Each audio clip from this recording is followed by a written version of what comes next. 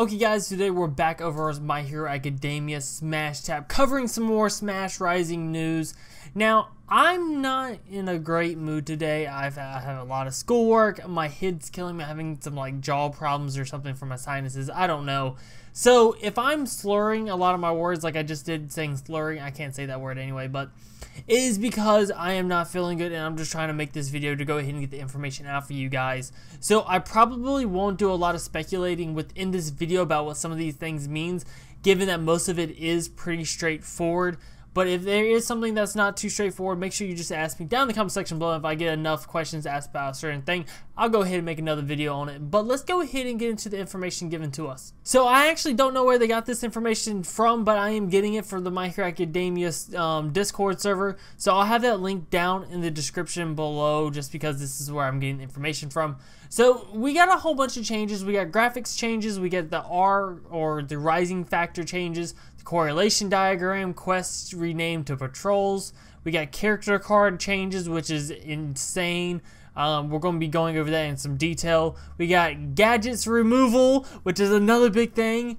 Quest reset, lesson removal, deck changes, shop changes, supports being removed to followers. That's pretty simple. User ID and user rank will be retained. So pretty much like your the transfer codes, from what I understand, won't be retained, but you'll be able to make another transfer code once you log in. So the day Smash Rising comes out, make sure you make another transfer code and or screenshot the transfer code that is given to you, but your username and rank will stay the same. Okay, first let's start off with the simple stuff. Let's start off with the graphic changes. So graphic changes. Characters change from chibi to full 3D, as we know. Characters in home screen or in battle will be more active, so I'm guessing they'll have more movement. Maybe the clothes will move more. I highly doubt that, but more than likely they'll move a lot more. Looks like you can change the look of all the characters, not cards, meaning characters are universal and scenes only affect stats. So this, I don't want to spend too much time trying to speculate on, because like I said, I'm not going to really speculate too much in this video. But what I'm thinking it means by characters are universal is kind of like the way the stat training or the lesson training actually works, to where you have one character but those stats go for all those characters. So more than likely, we can actually have just one Deku, and this Deku, according on what we equip to this Deku, and the scenes that we equip to this Deku, it will actually change his appearance. So let's just say we have a base Deku and we equipped a certain badge or a certain R factor to this Deku, and it becomes a 1,000,000% Smash Deku or shoot style Deku. Something simple along that lines. That's about the only I can really get from that. Okay, next is the R factor or the rising factor. Character, skills, and stats effects will be implemented with R factor. This will have various effects and will be important element to strengthen your characters. So what I'm thinking R factors or rising factors actually are, I did mention it, and we'll go over it in a little bit more detail in a little bit, but they are taking gadgets out of the game, and since they're taking gadgets out of the game, I'm thinking R factors are going to be what really replaces the actual gadgets that we have now. And also looking back at the graphics changes, it'll say the meaning of characters are universal, and like I said, maybe if you equipped a certain R factor to a character, it changes something about that character. Instead of R factors have special abilities, maybe it's just like you do more damage as a blue unit to a heart unit, or something along the lines of that. Something that's not very in-depth, but could change the way the game plays altogether. Correlation diagram. Teams that you bring will increase their relationship with each other and give bonuses based on their relationship rank. When the value is high, gain benefits from the supporting units. So this is actually 100% straightforward. The team that you normally run, mainly the 99 luck lead, your strongest one that you normally run, and your favorite unit you normally run, as long as you keep running them through patrols or, well, quests, what will be changed to patrols, their relationship rank will go up, and as your rank goes up, you'll get more rewards from actually running that same team.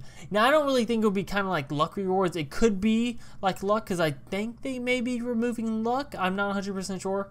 But maybe it's like bonus drops on certain stages. Maybe it's just you increase damage, increase SP, maybe increased team attack, something like that. I don't know. I already mentioned this, but quests are going to be renamed to patrols. That's nothing big at all. Okay, so now we're going to go over one of the biggest things throughout this entire update. What I'm going to do first, I'm going to read through all the information, and then I'll actually come back and try to talk through it just a little bit. Okay, so cards will be converted to character badges and R factor badges after renewal. Before it was power, technique, speed, heart, and intelligence, and after is power, technique, speed, peace, and chaos.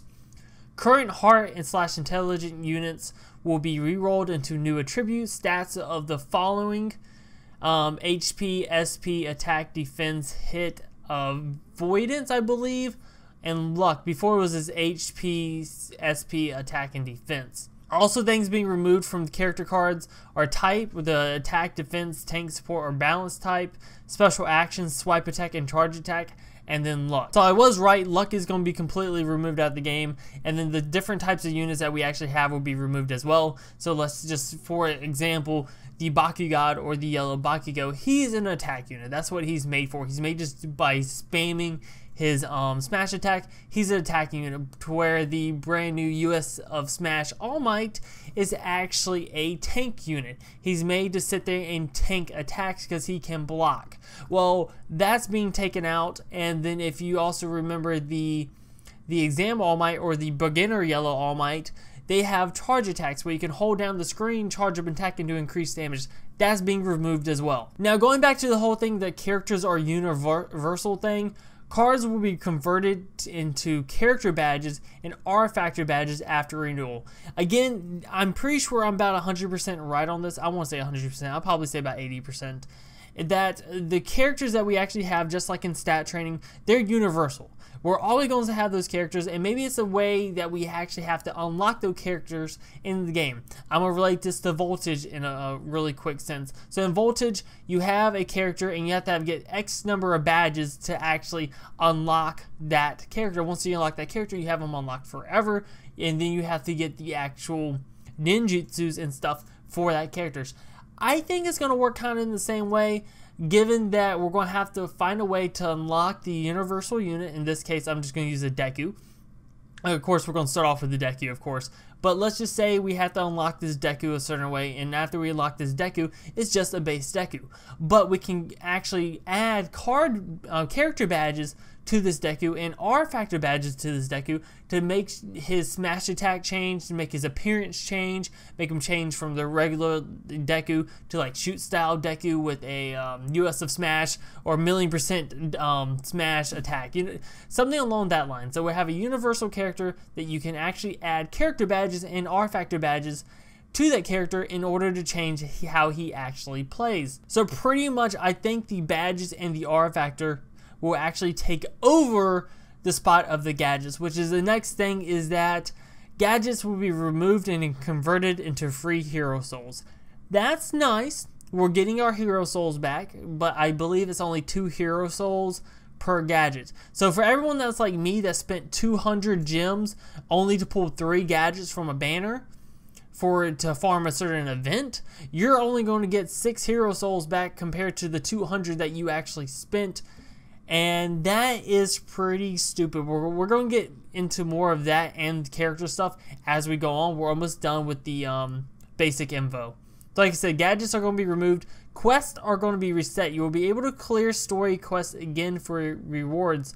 Now, whether this reset applies to events and multi-rewards is unknown. That is the actual Discord's words, not mine. So you'll be able to run through story again. So I suggest, if you haven't finished the story like me, because I do have a fresh account, make sure you finish the entire story farming it, and then that way you can go back and reform the whole story for more gems. Lesson removal. Characters' abilities will be converted into characters' badge. Get your lesson levels up while you can. Again, that last part is the Discord's words. So the lesson removal is the stat training I always refer to. So pretty much the stats, I think, again, the universal character thing and the character badges, changing up your stats and how the character plays, I do think I'm 100% right on that now. The actual stats you have for a certain character, let's just say you have stat level 11 for your Todoroki, all those stat training that you did should be converted into character badges. So again, because I kind of stuttered there, your character abilities, aka your stat training, I believe, which they're talking about, will be converted into character badges. So character badges should be something along the lines that boosts your stats of the character, and R factor, maybe it gives you a different smash attack or something. Okay, now we're going into the summoning part of the game, or the gacha part of the game. Gacha will now be the following: character badges, R Factor, Ticket Gacha, and Assembly Points Gacha. Assembling Points Gacha is just going to be hero medals. It's going to be the free-to-play summons. Ticket Gacha, of course, is the same thing. It's going to be the tickets that you get from the actual farmable events. R Factor, again, I believe it is referring to your actual smash attacks, or that it also could refer to certain abilities like a unit has, like I was saying earlier, where you do increased damage to an X number of units or something like that. So again, R Factor I think deals with abilities and smash attacks, and I think character badges will actually deal with your overall stats of that unit. Sorry about that, my dog started barking. So again, character badges, R Factor, Ticket Gachas, and Assembly Points Gachas will be added to the game, and the gachas that are being removed is the gadgets and the hero medals. So the regular summons that we normally do will be replaced. Instead of summoning for a character, we're going to be have to summon for an R Factor, which is practically like a actual character, I believe, and then character badges, which is kind of, I would say, more like a gadget. I'm not sure. Maybe it's the vice versa, but either way. Shop changes. Card, box, and gadget box expansions will be removed. R Factor box will be added, and any expansions that were bought will be converted into free hero souls. So if you bought extra card space or extra box space, you'll get your hero souls back for that, and they actually have a full-on conversion table of what you spend will turn into what and the X number of what. So we'll get into that here in a second. Next is supporters will be renamed to followers. That's not important at all. And again, user ID, username, and user rank will be retained, and then transfer codes we don't know about that quite yet. Now on screen I'll have the actual compensation chart of what is actually will be given to you times the number of what you will get back for it. So I'm not going to go over all these because it will take me quite some time to actually go through every one of them, but I will go through all the important ones. So with your hero gems, your free gem, and your purchase gems will be turned into gems. Okay, so you're not going to lose any of your gems. If you have 200 gems on your account, you're going to have 200 gems on your account when Smash Rising comes out.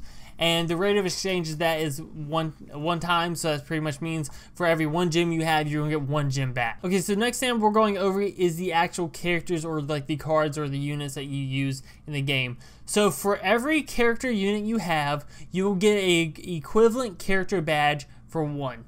Now I don't know what this means. Maybe it means if you have an Exam All Might, that Exam All Might will turn into one Exam All Might character badge. Not 100% sure about that. Character map, equivalent character R Factor. Character map is the only thing I can really think about that is it will be stat training. I'm not 100% sure about that, but character map should be something along the lines of stat training. So per level of stat training, maybe you will get a 1 R Factor for that stat level training. I don't know. Now these next two are the biggest things that everyone has a problem with, and a lot of people are going to be quitting the game over. And it is the fact that for your luck, more than 10, so you have to have 10 luck or more on a unit to get this, you will get a multi-boost small, but that's only at a 0.1 times. So your luck that you have farmed up to this point is next to nothing. You're not going to get nothing back in return for all that farming you did, and that really pisses me off. Not so much for my new account because I only have one level, that the one unit that's 99 luck. But if I had my old account still, I would be pissed. But still, you have to have more than 10 luck, which I understand that you shouldn't get nothing back for having 1 luck on a unit. But you're still only getting a 0.1 times for something called a multi-boost small, which we have no idea what it is. So, and the next big thing is that the UA Awakening stage, every dupe you have, you're going to get a multi-boost large times 5. So that means you're going to get 5 multi-boost larges, whatever the fuck that is, per dupe that you actually have in your unit. So I don't think they're actually going to discriminate against 6 stars and stuff like that.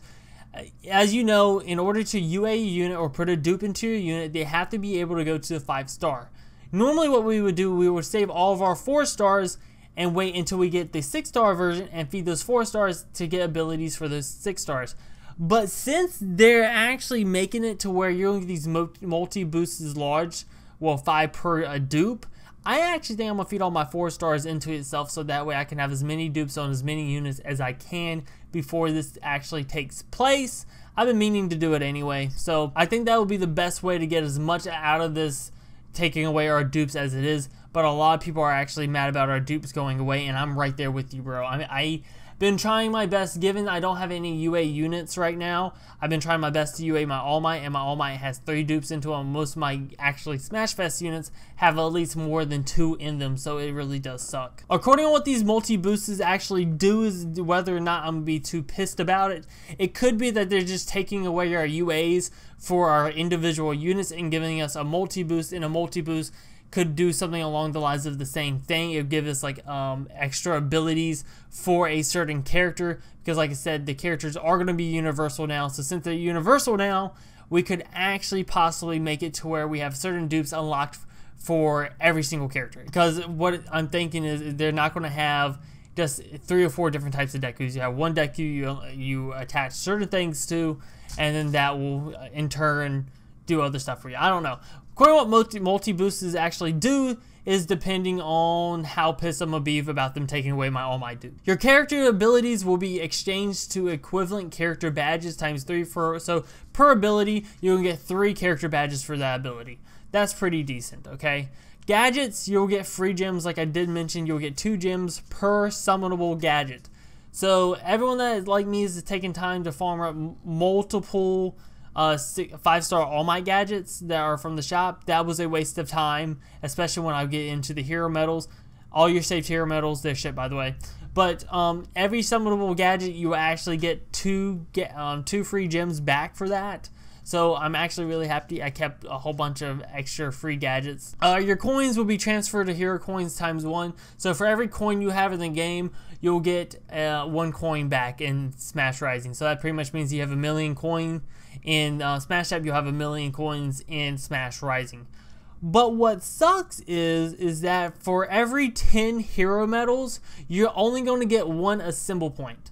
Now, given I don't know how the assemble point system is actually going to work, like how much it's going to take to buy X number or whatever, and I also don't know how much you'll be able to farm, how much it will give you after farming an event. As of right now, we know doing the Villain Royale event and you're beating that, you're only getting 5 hero coins or hero medals from that event. So this could be good, this could be bad, they could be taking away more. And the way the rest of this stuff actually looks is that they're actually taking away more than they're actually giving us. Okay, so for the next few things, Ultra Energy 10, Ultra Energy 3, and Ultra Energy 60, I don't know what they are.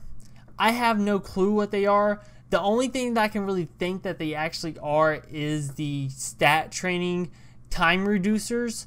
I could be completely wrong, but I think that's it. Ultra Energy 10 being reduced by 10 minutes, 30 reduced by 30 minutes, and then Ultra Energy 60 is reduced by an hour.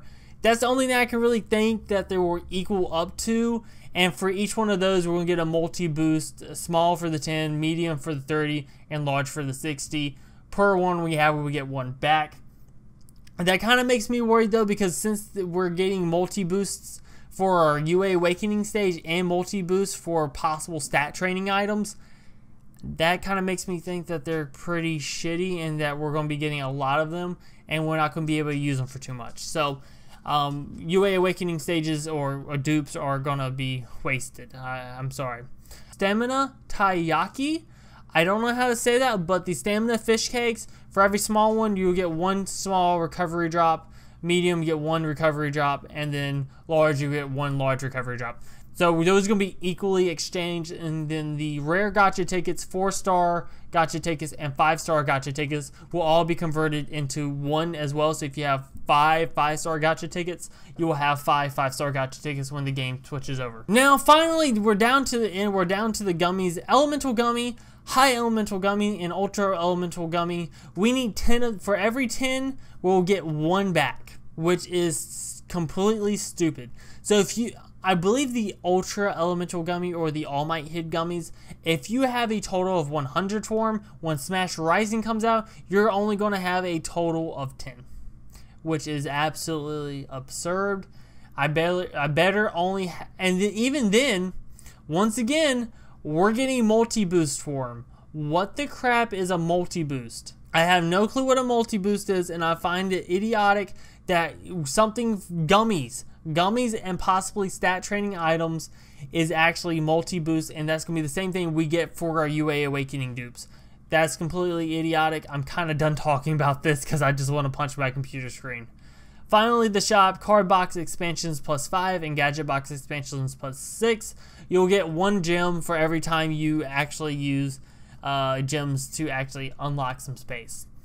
So guys, that is it for the video. If you enjoyed, make sure you drop a like. Let me know down in the comment section below your thoughts about all this. The whole character UA Awakening stuff, I'll cover in a completely separate video because it's a lot of information, and this video probably went over way longer than I thought it was, just for the fact that I was talking about that a lot. So I'm going to cover that a little bit more detail in another video, guys. If you enjoyed, once again, make sure you drop a like, sub if you're new, and leave me a comment what you think about this whole update. Are you sad that they're taking your gadgets away? Because I'm pretty pissed. Anyway, guys, I'll see you the fuck later. Peace.